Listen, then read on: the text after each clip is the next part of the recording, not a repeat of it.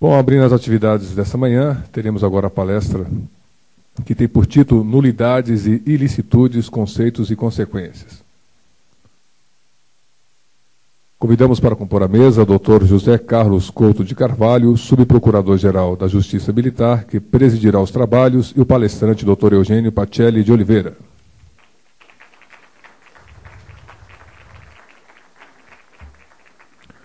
Dr. Eugênio Pacelli de Oliveira é mestre e doutor em Direito pela Faculdade de Direito da Universidade Federal de Minas Gerais e ex-procurador do Estado de Minas Gerais.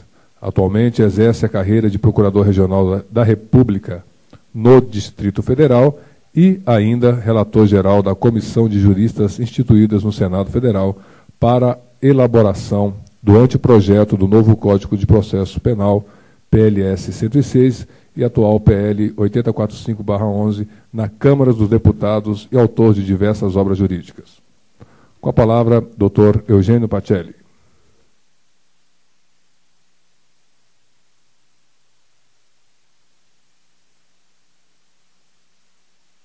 Muito bom dia a todos. É uma satisfação muito grande voltar a este evento. Agradeço às autoridades que me convidaram. É sempre uma honra poder trocar ideias com a Justiça Militar.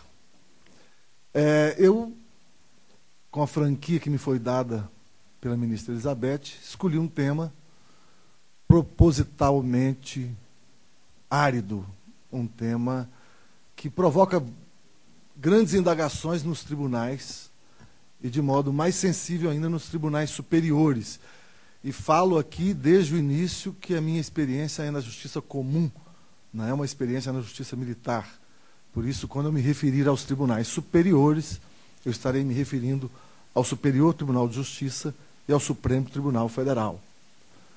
O tema diz respeito às nulidades e às ilicitudes, como o mote para uma discussão sobre a necessidade de fazer uma distinção radical quanto ao conceito de uma coisa, nulidade, de outra coisa, ilicitude, e daí a divergência de consequências quanto ao reconhecimento de uma ou de outra. O que está acontecendo no Brasil hoje, nos tribunais superiores, sobretudo da justiça comum, é uma absoluta incompreensão sobre essas distinções e sobre o significado mais corrente da teoria das nulidades e da teoria da ilicitude no âmbito de uma teoria do direito. Então, o estado da questão hoje, que é o ponto de partida dessa exposição, é o seguinte: há a seguinte pergunta a ser respondida: toda irregularidade no processo, toda irregularidade na investigação é causa de nulidade absoluta ou do processo ou da investigação? Existe ou deve existir uma radicalização do erro, tanto da autoridade administrativa quanto da autoridade judiciária? Sim, porque a nossa fala é em duas fases. Nós vamos discutir o problema das nulidades no processo e vamos discutir o problema da ilicitude na investigação.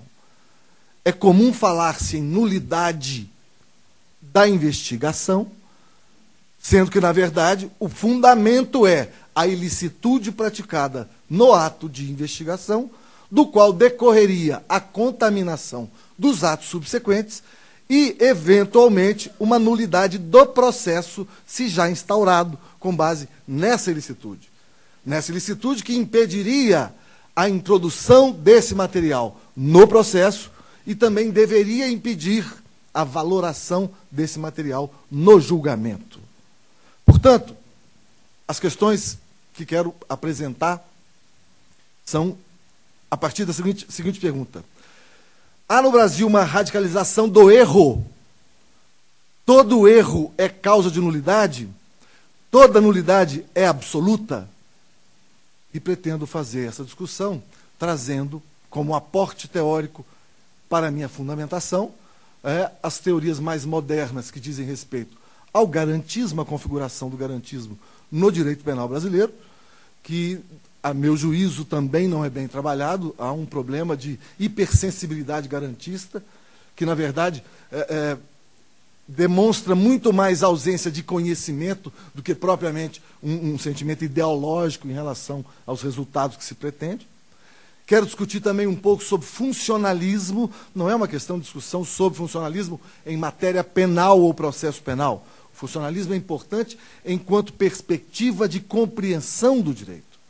Então, há uma questão epistemológica que subjaz ao debate sobre estruturalismo, sobre funcionalismo em matéria de direito. Esse é um dos pontos que eu pretendo abordar.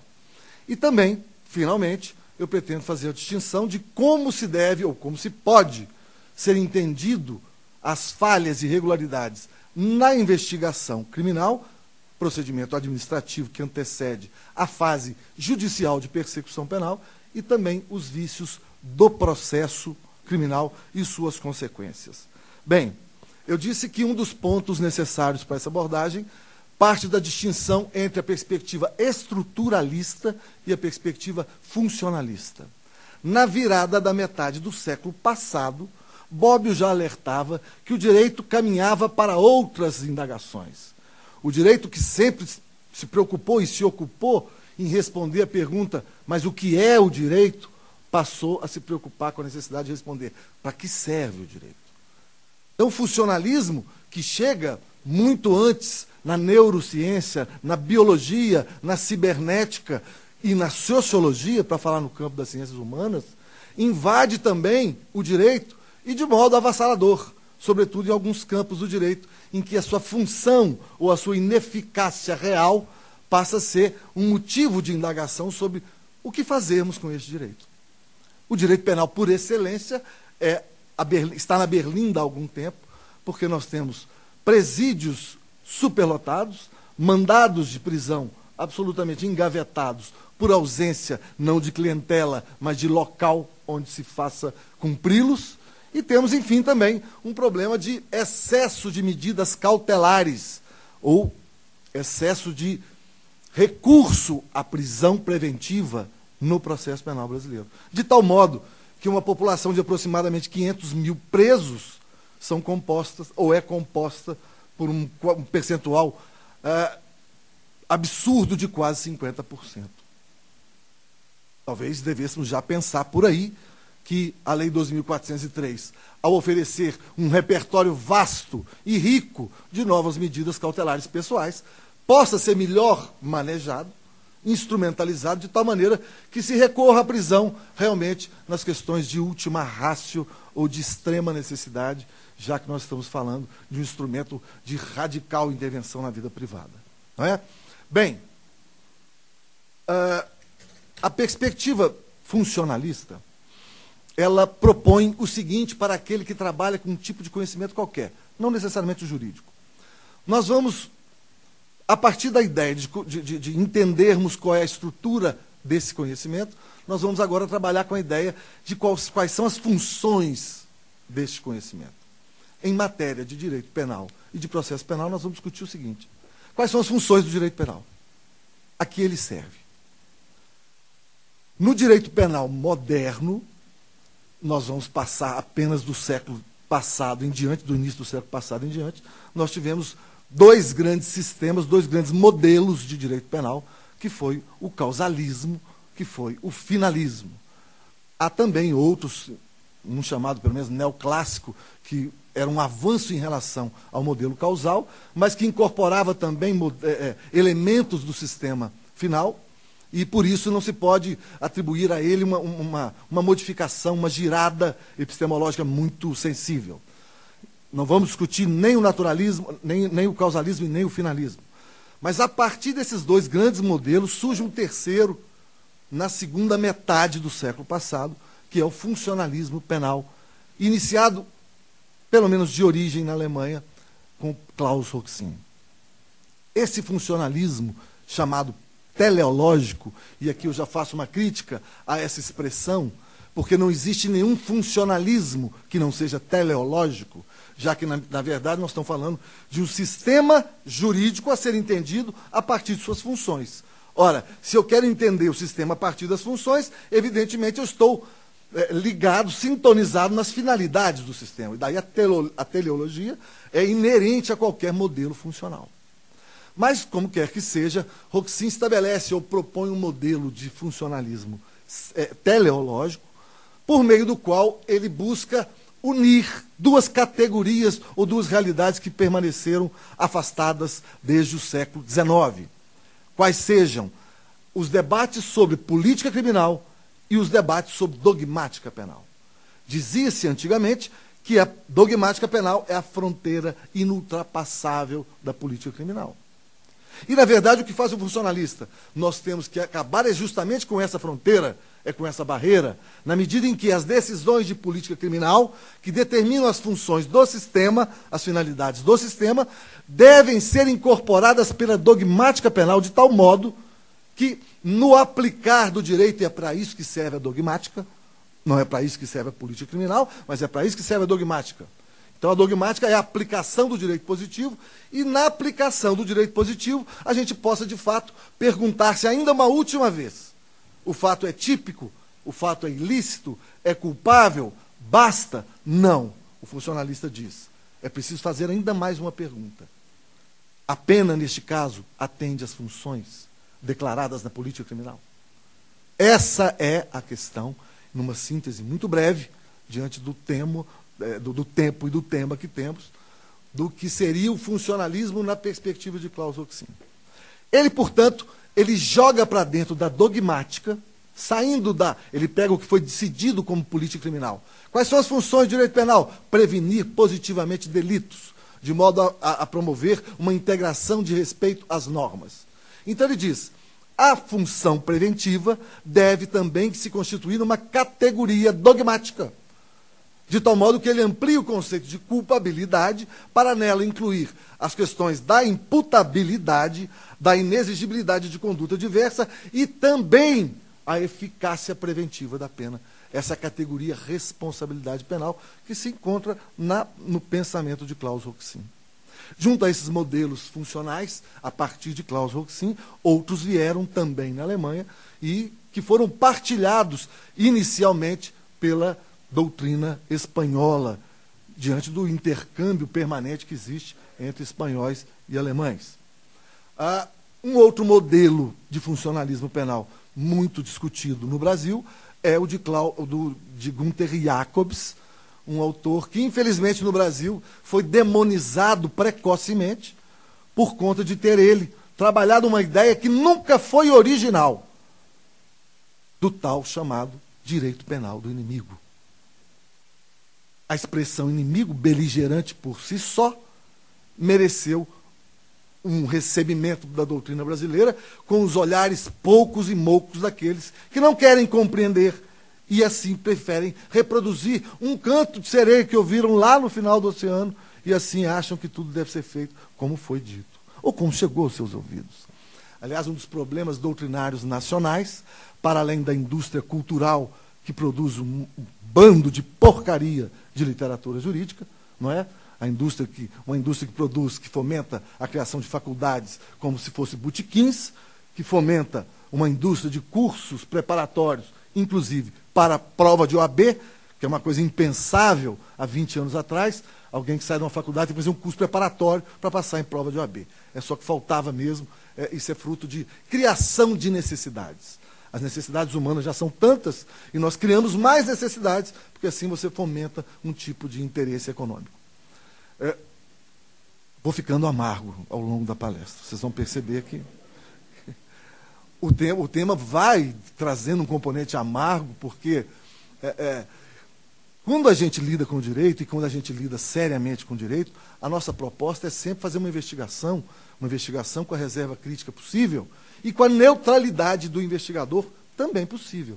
Nós sabemos que não existe neutralidade do sujeito que conhece. Nós sabemos que essa é uma pretensão da filosofia do objeto de tanto tempo atrás, mas que nós, a partir da ideia das nossas pré-compreensões, é possível que a gente, sim, sabendo-se uma pessoa inserida em determinado contexto, que a gente segure um pouco, arrefeça um pouco aquilo que a gente é, para que a gente possa encontrar naquilo que a gente estuda, aquilo que o outro quer ser.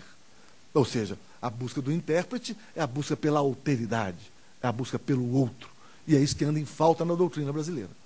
É uma reprodução acrítica de tudo que alguém fala sem entender exatamente o que foi dito. Por exemplo, Jacobs disse, no seu Direito Penal do Inimigo, que o inimigo não seria pessoa. Quem não leu o texto, fixou-se na palavra pessoa e disse, meu Deus, o alemão está chamando todo mundo de coisa. O inimigo, então, é coisa a ser banida. Hegel, na sua filosofia da pena, falava, mas a pena dignifica o homem, porque a pena é para o homem livre. Se não fosse, ela seria usada como pau que se levanta para o cachorro. Então, evidentemente, que Jacobs, quando se refere à pessoa, não está coisificando o indivíduo, ele está, na verdade, se referindo a um modelo social, ou seja, a uma sociedade específica. Jacobs se propõe, como um observador distante, a olhar para uma sociedade concretamente em funcionamento e ver ali o seguinte: dessa sociedade em funcionamento, há uma interação social em que pessoas A, B, C, D, E, F, G, H interagem entre si, e dessa interação social surgiria algo chamado identidade normativa. A identidade normativa não é uma identidade valorativa, é uma identidade quanto ao significado das normas. Ou seja, nós entendemos as normas do mesmo modo. Eu passo no sinal verde porque eu espero que alguém pare no sinal vermelho. Esse aspecto é cognitivo. Eu espero que a pessoa, conhecendo o significado do sinal vermelho, pare no sinal vermelho porque eu possa passar no sinal verde. Essa interação social tem vários níveis, esse é apenas o mais cotidiano deles. Mas o que importa aqui é mostrar que essa identidade normativa, ela geraria necessariamente uma expectativa de comportamento. Se eu vivo numa sociedade em que há uma comunhão, uma identidade codificada das normas, em princípio dos sujeitos livres e imputáveis, eu espero um comportamento conforme a norma. Portanto, o crime seria a frustração dessa expectativa de comportamento, de tal maneira que seria necessário uma resposta para dizer, olha, apesar desse fato ter descumprido a norma, ter frustrado a expectativa e ter sido manifestado como uma violação à identidade normativa desse corpo social, essa norma continua válida. E como eu mantenho a validade dessa norma? Pela pena. A pena, portanto, marginaliza aquele comportamento contrário ao direito e diz, contrafaticamente, que essa norma continua valendo, apesar de ter sido violada. Essa é a configuração social de Jacobs no seu direito penal, no seu funcionalismo sistêmico, mais preocupado em não discutir o que é bom, o que é justo, o que é justiça, o que é vida boa, o que é vida ruim, mas preocupado em dizer como funciona uma sociedade concretamente em perspectiva. E ele inevitavelmente cairia no seu direito penal do inimigo, porque as perguntas seriam as seguintes, mas professor, há sociedades em que a prática de violação às normas penais é frequente e reiterada. Ou seja, inúmeros crimes são tão reiterados que você já não espera o comportamento conforme a norma. E ele diz, eu sei. É por isso que eu estou dizendo que existe um direito penal do cidadão, de quem se espera o comportamento conforme a norma, existe um direito penal do inimigo, erro da expressão, segundo me parece, que seria o direito do qual você não espera nenhum comportamento conforme o direito. E ele diz muito claramente, a organização criminosa é emblemática de uma realidade social em que os seus membros estão exatamente voltados para o desrespeito à norma proibitiva. Então eu não posso esperar dessa organização voltada para a corrupção que ela conforme, que ela respeite, que ela haja conforme o previsto na norma. Então ele diz, em toda a sociedade há cidadãos e há inimigos. Ele não quis dizer que está criando o direito penal do inimigo, isso é muito antigo. Afinal de contas, a exclusão de alguém, duas pessoas se juntam, talvez para excluir um terceiro. Talvez a história do mundo tenha mostrado isso, mas nem disso foi Jacobs o que ele quis dizer. Ele diz que todas as sociedades têm no seu interior pessoas que vivem conforme as regras e pessoas que vivem fora das regras. E que vão continuar vivendo fora das regras. Então ele diz, caberá a cada sociedade determinar de que maneira e até que ponto ele vai combater as pessoas que vivem fora das regras.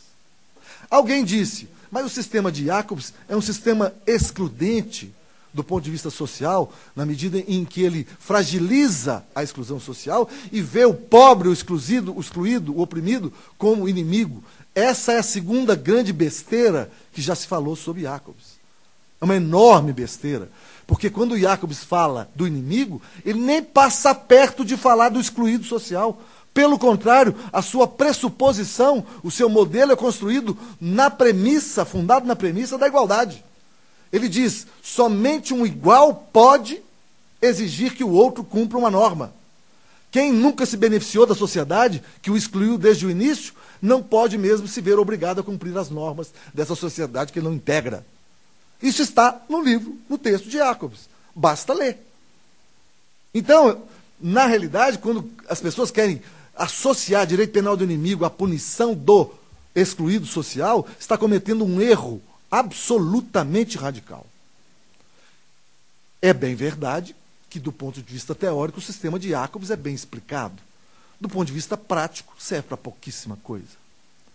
Afinal de contas, que sociedade ele está falando?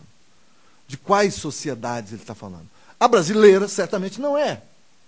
A brasileira, ele está falando de estados democráticos de direito, que exatamente é coisa de projeto nosso, que nós jamais alcançamos até hoje. Difícil aceitar que tenhamos passado, aliás, por um estado de bem-estar social. Difícil aceitar.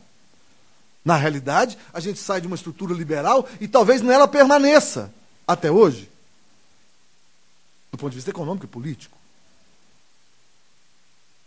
Então, precisamos retirar esse rancor, fruto de ausência de conhecimento ou de falta de reserva crítica que se faz em relação a Jacobs, para entender que, na realidade, o que ele está dizendo é que a pessoa, quem ele atribui designativo inimigo, é apenas aquele do qual não se espera comportamentos conforme a norma. Por isso, ele não deveria ser o sujeito de direitos, a pessoa jurídica de direitos, jurídica não, perdão, a pessoa de direito que existe em determinada sociedade, que está ali interagindo e agindo não só pelo aspecto cognitivo, no significado da norma, mas também conforme, agindo do ponto de vista volitivo, cumprindo as normas, porque elas existem e fazem parte dessa sociedade. Bem, tudo isso para quê? Tudo isso para dizer que, na realidade, em matéria de processo penal, o funcionalismo é a coisa mais simples do mundo. O funcionalismo só quer perguntar quais são as funções do sistema. Essa é a questão. Então, para que serve o processo penal? É a pergunta. A nossa palestra começa agora. Para que serve o processo penal? Eu sei que alguém já se cansou e falou, pô, começa agora, esse cara vai muito longe. Não, não vou muito longe, não. Eu tenho um hábito mineiro de chegar antes da hora, melhor que os britânicos que chegam na hora, e tenho o hábito também de cumprir o meu tempo. Então fiquem tranquilos, eu tentarei tratar da complexidade do tema, reduzindo-a ao modo possível no espaço de tempo que me restou. A pergunta, quais são as funções do processo penal, é uma pergunta fundamental, porque o garantismo no Brasil esqueceu disso. Aqui no Brasil, essa pergunta é respondida assim: o processo penal serve para garantir a pessoa contra os poderes do Estado. E ponto. Não é verdade. Em nenhum lugar do mundo isso é verdadeiro. Na verdade, a perspectiva garantista, basta ler Ferraioli, não precisa ler tudo, são 1.100 páginas com fonte 10, é insuportável aquilo. Ninguém leu tudo, a verdade é essa. Mas basta fazer uma consulta pontual que você vai encontrar que, na verdade, Ferraioli jamais negou a perspectiva da função do processo também como efetividade do processo. O processo existe. O processo ocupa uma função no poder público. Não é? Nós estamos numa sociedade que tem poder judiciário, legislativo, etc. E o poder judiciário, ele tem que se fazer. O processo penal existe para ser cumprido. Ele não pode ser um deleite legislativo ou uma brincadeira de roda, ou atividade litero-poética que fala o ministro Gilmar em alguns momentos. O processo é para chegar a um resultado. O processo existe para isso, viabilizar um direito penal. Mas o processo tem a função mesmo de ser a garantia da pessoa diante do Estado. A garantia dos excessos estatais que são inevitáveis no mundo onde há manifestação de poder. É por isso que a pauta de interpretação dos direitos fundamentais é a proibição do excesso em matéria de direito sancionatório, evidentemente. É a principal função de qualquer aparato punitivo é ser guiado, ser pautado pela leitura que menos seja excessiva. Então, o que eu queria dizer em relação a isso é que Bobbio também explica uma coisa muito fácil em relação ao funcionalismo. Ele diz, se você olha uma floresta, eu posso ter a perspectiva da árvore para o todo e posso ter a perspectiva de quem está de fora para a floresta. Eu posso cuidar da floresta como um todo e posso cuidar de uma árvore em si mesma. Então ele diz, não há qualquer incompatibilidade entre a proteção das garantias e direitos individuais e a realização daquele objeto que seria em favor da coletividade. Portanto, as funções do processo são manter, sim, as garantias individuais e, para além disso, ser efetivo no que se propõe, enquanto for válido e legítimo o direito penal que ele, processo, veicula. Isso é absolutamente fundamental. Nessa primeira parte, então, eu vou discutir o problema das nulidades e invalidades no processo. E para que a gente fale disso, eu chamo a atenção dos senhores, eu sei que toda exposição ela é cansativa, ainda que seja boa como a minha. Ela é cansativa porque as pessoas estão sentadas e elas têm uma vida cheia de coisas para fazer, cheia de coisas para pensar. E é muito difícil você manter ligado em alguém que está falando algo com tanta coisa boa para pensar. Não é? Então, eu chamo a atenção, eu faço um oi, uma chamada, para a atenção de um detalhe fundamental de tudo que vai ser dito em tema de nulidades e de ilicitude. É a dimensão teleológica do processo. Agora eu vou falar de nulidades no processo, depois na investigação. No processo, o que é o processo? O processo é uma cadeia, é uma sequência, é um instrumental, é uma criação normativa, permite o quê? O acesso à jurisdição, permite a realização da justiça e permite a aplicação do direito material. Também. O processo tem de democracia muito, porque quanto mais participantes estiver dentro de um processo, nas ações coletivas, amicus curiae, tanto participantes, mais nós temos exercício de democracia. Na dialética da argumentação disso e daquilo, pró, contra. Agora, se é assim, há alguns problemas também em relação ao processo, que são as delimitações de legitimidade e participação. Então, a democracia não se realiza plenamente no processo. É um modo, um ponto de democracia que se realiza. É um acesso particularizado, individualizado e, às vezes, coletivizado à justiça que se tem. Não é? Mas o processo tem uma dimensão teleológica. O processo é a preparação para uma sentença judicial. Não adianta, o processo é isso. Ele pode ser outras coisas, mas ele é também um procedimento que chega ao final e diga assim, pode sentenciar. Comecei bem. Pode sentenciar, ou seja, esse conflito, chamem como quiser, se é conflito, se é lide, fiquem à vontade, escolham a opção teórica que preferir. Mas o juiz, o judiciário vai dizer, olha, vamos resolver essa parada assim. Está dito. E para que isso seja feito, esse processo tem que chegar sadio. Esse processo tem que chegar sem máculas. Mas aqui vem o primeiro problema. A dimensão teleológica privilegia a decisão judicial final.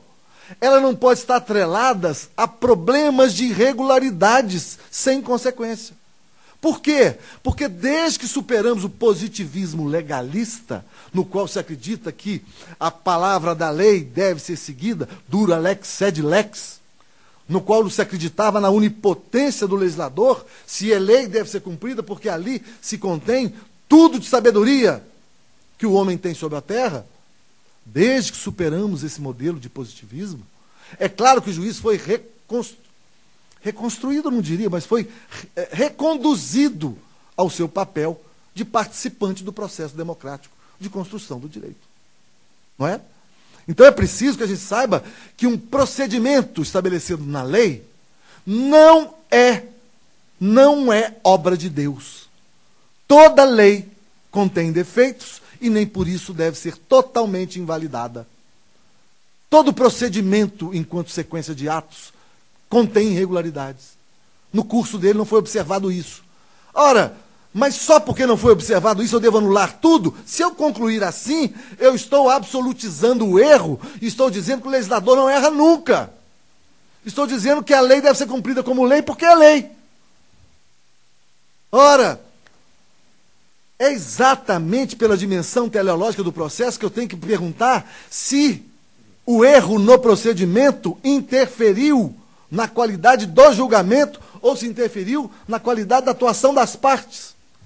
Porque o processo está ali como instrumento para as partes fazerem valer o que pensam, o que devem defender o seu interesse, e está ali para que a jurisdição seja exercida plenamente. Por isso que o juiz não exercerá a jurisdição num processo, não sentenciará, ainda que a defesa esteja de acordo se houve violação à ampla defesa. Se houve violação contraditória, mas eu não me incomodo, não. Eu não quero saber se você se incomoda, porque o processo não é para as partes. O processo é manifestação de poder. As partes devem participar, mas em última instância eu realizo um poder público. E por isso, o cuidado nessa teleologia, nessa dimensão teleológica do processo, é permitir que a jurisdição se exerça plenamente, extreme, fora de perturbações e de irregularidades que sejam sensíveis e relevantes.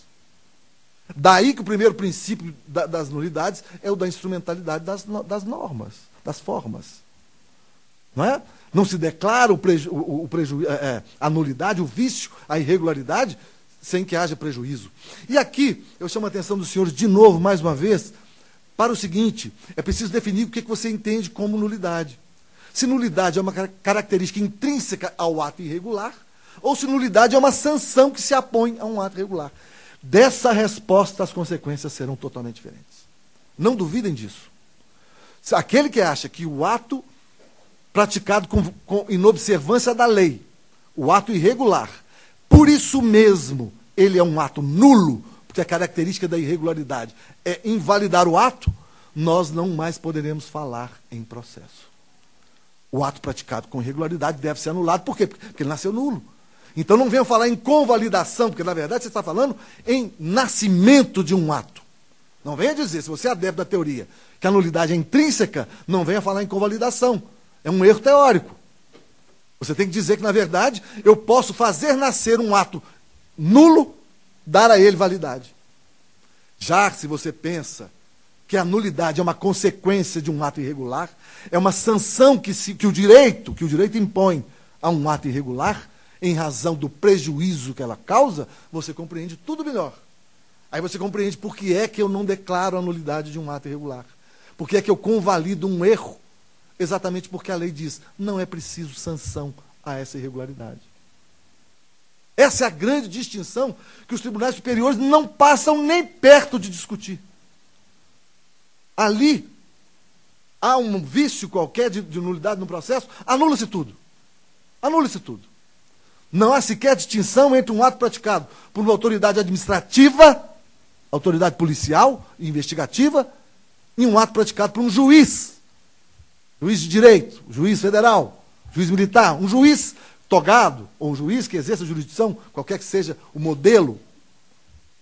Há uma diferença? Claro que há uma diferença. Sensível.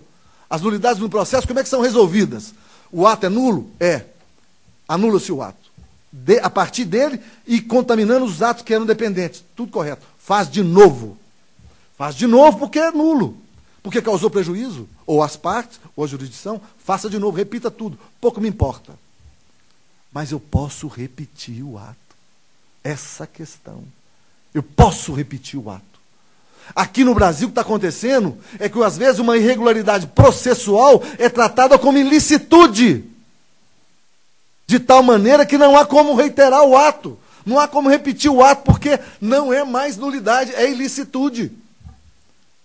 Isso é um delírio. Eu estou começando a precisar tomar o remédio de pressão alta. Mas o tema sensibiliza, comove e incomoda profundamente, porque nós não estamos aqui para brincar. Quando você oferece uma denúncia, você pensou, você estudou material investigativo, você oferece uma denúncia porque você acredita que há criminalidade, que o fato é típico, ilícito, culpável e que merece ser punido, ou tem que ser punido, ainda que você seja abolicionista e não acredite no direito penal, então saia do Ministério Público, ou então fique dentro do Ministério Público, mas haja não conforme o seu sentimento, mas conforme a função institucional que você escolheu. Eu sei que vou magoar alguns colegas.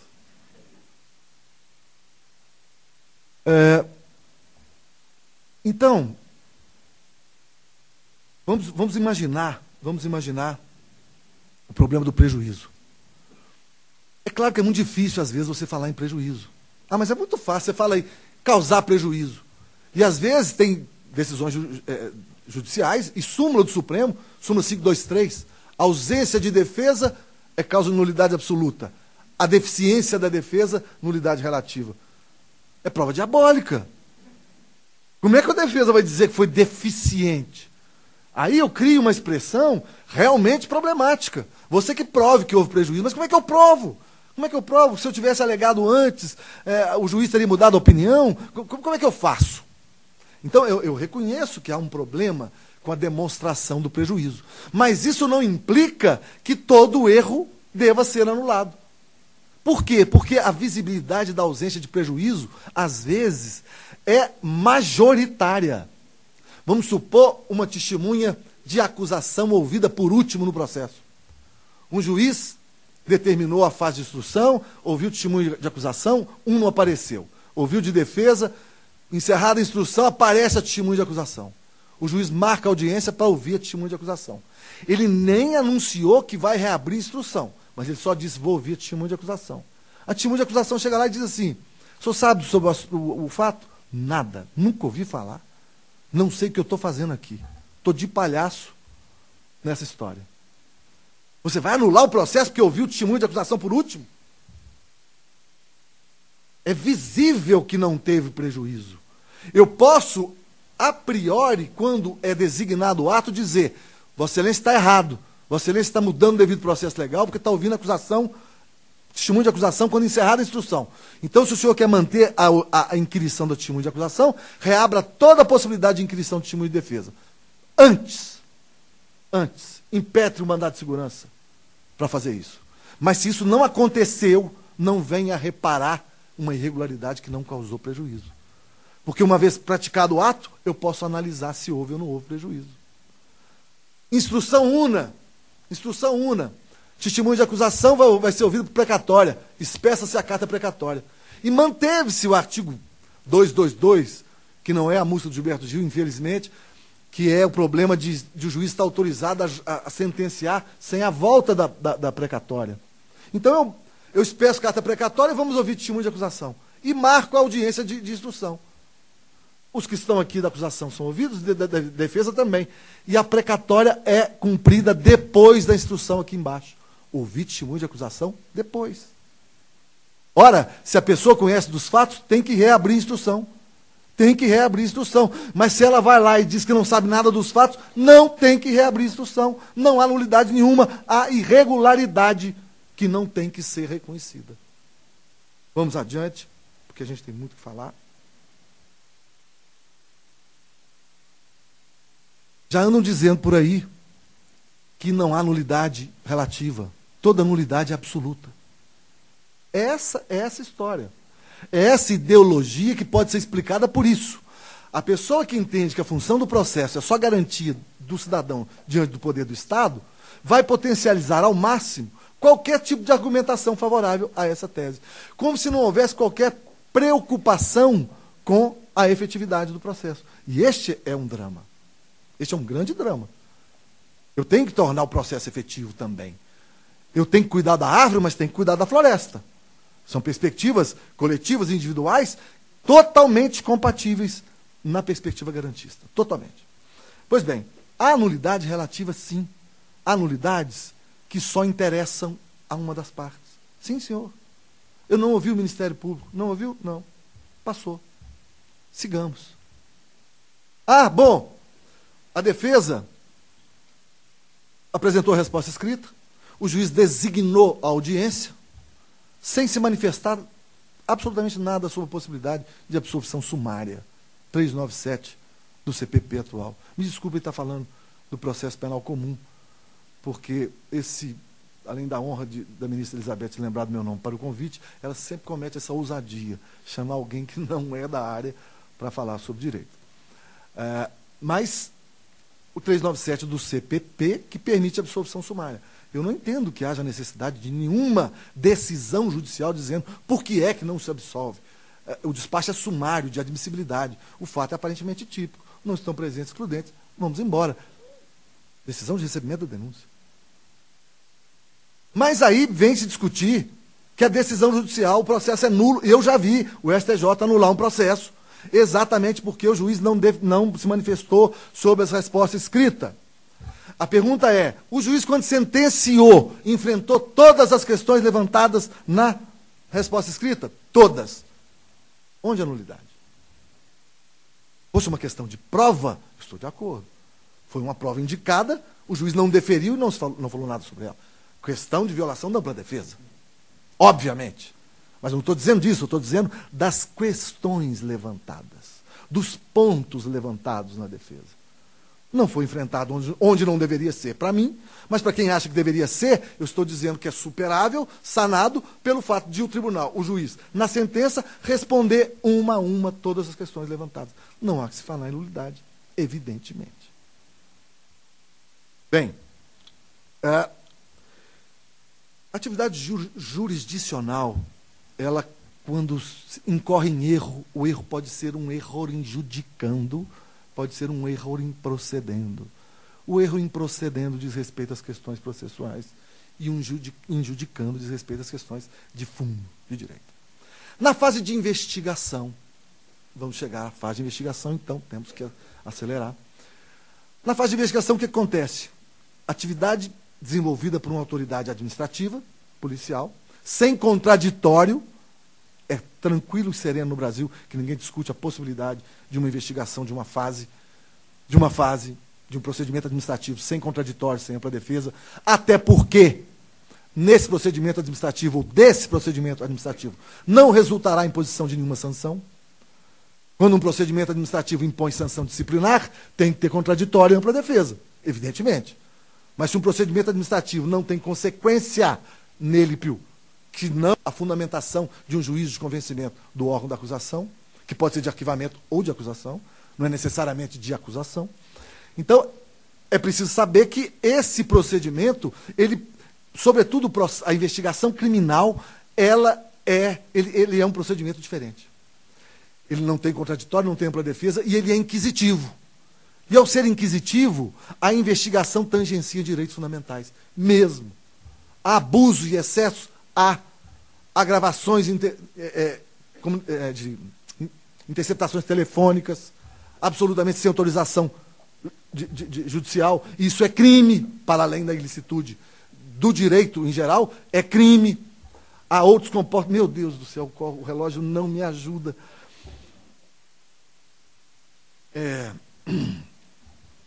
Vou tentar fazer uma peneira aqui. Então, o que acontece? A ilicitude acontece frequentemente na fase de investigação criminal. Por quê? Porque a autoridade policial não respeita os direitos subjetivos. Não respeita. Na produção da prova, ele não respeita um direito subjetivo. E aí, nós não temos uma irregularidade simples. Nós temos, na verdade, uma ilicitude. Um ato ilícito submetido a todas as teorias da ilicitude. Como a ilicitude por derivação, não é? Nós temos todas as consequências da ilicitude, que é a teoria da inadmissibilidade da prova ilícita. Olha a distinção. O ato de ilicitude, de violação dos direitos na fase de investigação por autoridade administrativa, que dolosamente faz uma interceptação telefônica, que dolosamente invade um domicílio, que abusivamente faz isso ou aquilo. Pronto. Ilicitude, mácula e consequência nos atos subsequentes que sejam dependentes. Agora vamos para as cláusulas da reserva da jurisdição. O que é isso? Na fase de investigação, Sua Excelência o juiz é chamado para autorizar medidas de investigação.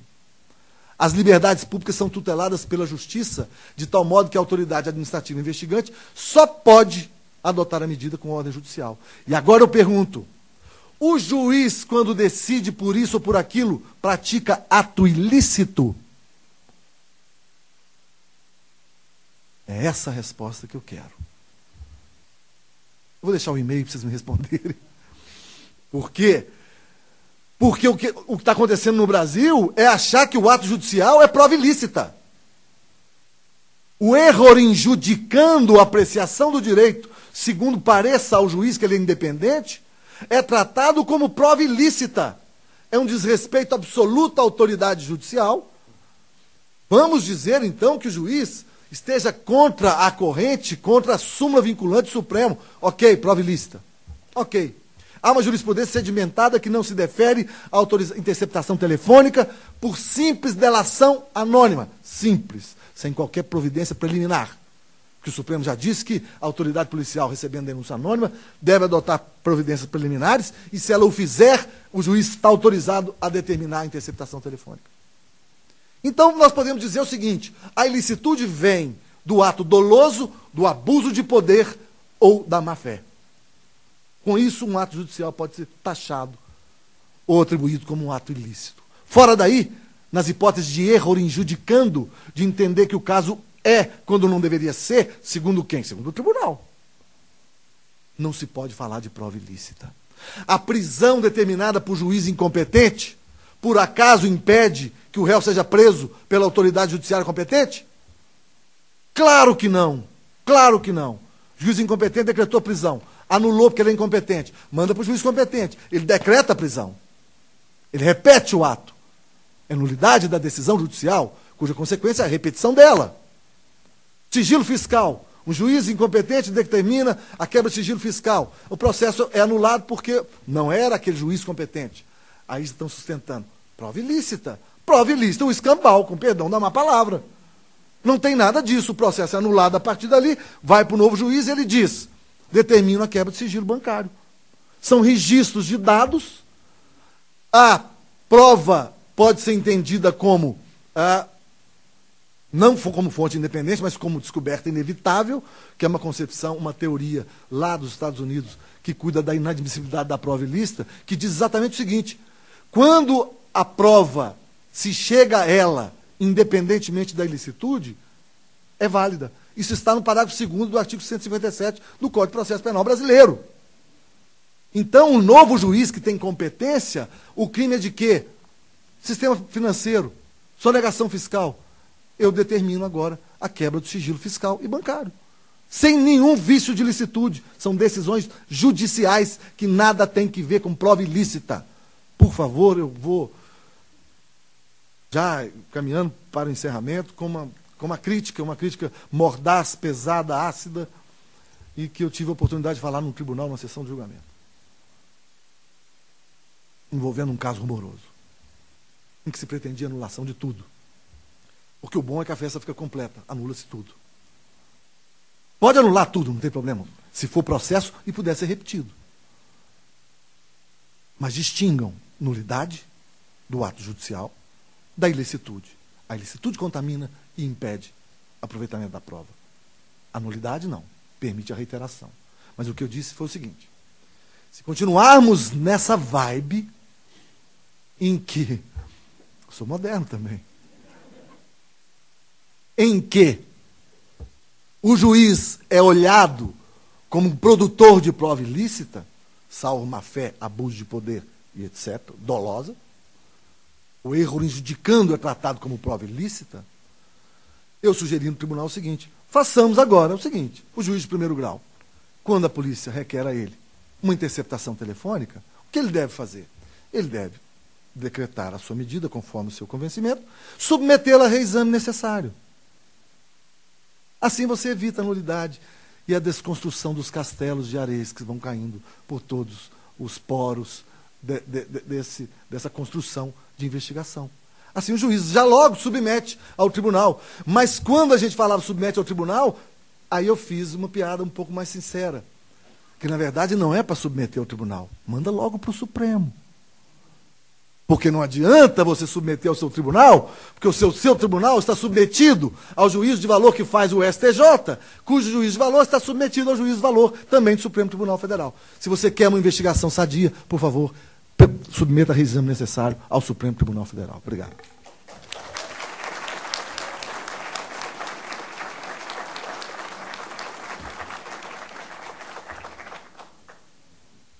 Doutor Pacelli, cumprimentando e dando parabéns pela palestra, o doutor Armando Brasil formulou o seguinte questionamento: o senhor acha que o direito penal norte-americano é o maior expoente do chamado direito penal do inimigo?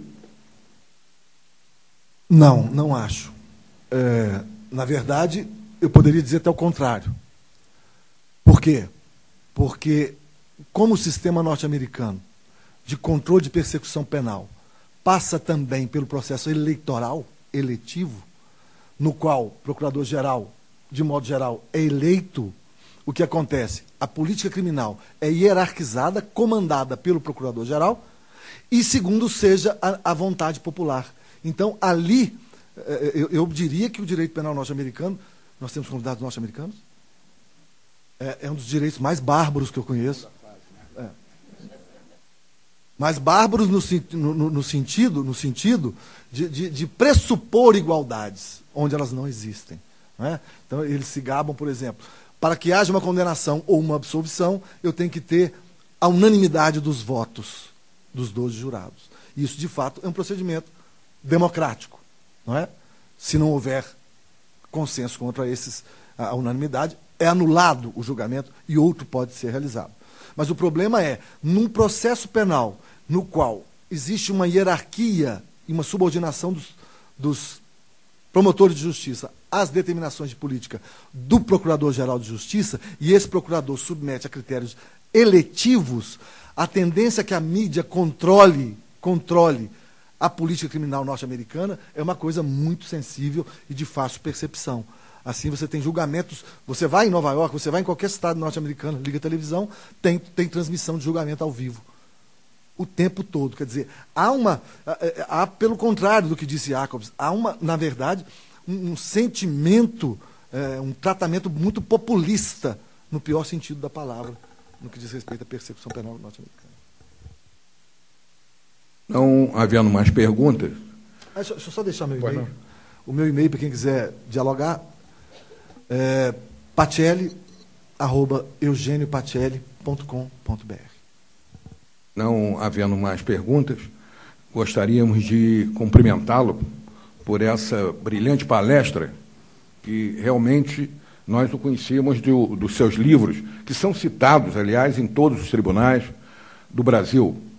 E também cumprimentar a doutora Maria Elizabeth, vice-presidente superior do Tribunal Militar, e o doutor Marcelo Weitz, procurador-geral da Justiça Militar, pelo convite que lhe fizeram. E assim nós fomos abrilhantados com essa manhã maravilhosa de grande cultura jurídica. Muito obrigado.